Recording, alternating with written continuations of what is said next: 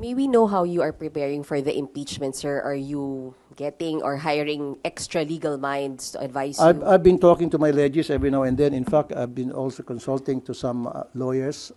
In fact, meron pa akong mga konsulta. I'm not gonna tell you their names. Mga former justices ng Sandigan Bayan, may former justice ng Supreme Court na nakausap ko. So I've been talking to some people and asking for their inputs.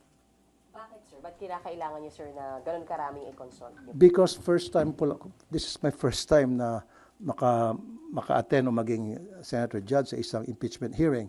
So dapat I should be prepared. Hindi ako pupunta doon ng blanco. Dapat meron akong sapat na kaalaman so that I can make intelligent decision at the end of the day. Pero wala kayong nakita, sir, na parang delaying tactic. Kasi sabi niyo, bakit ang tagal? Parang hindi. For me, I don't think so. I don't think so. Labas na tayo doon, lampas na tayo doon sa delaying tactics na tinatawag. Doon na lang tayo pag-uusapan natin yung sa impeachment trial na. Kasi para sa akin, gusto ko talaga magkaroon ng trial.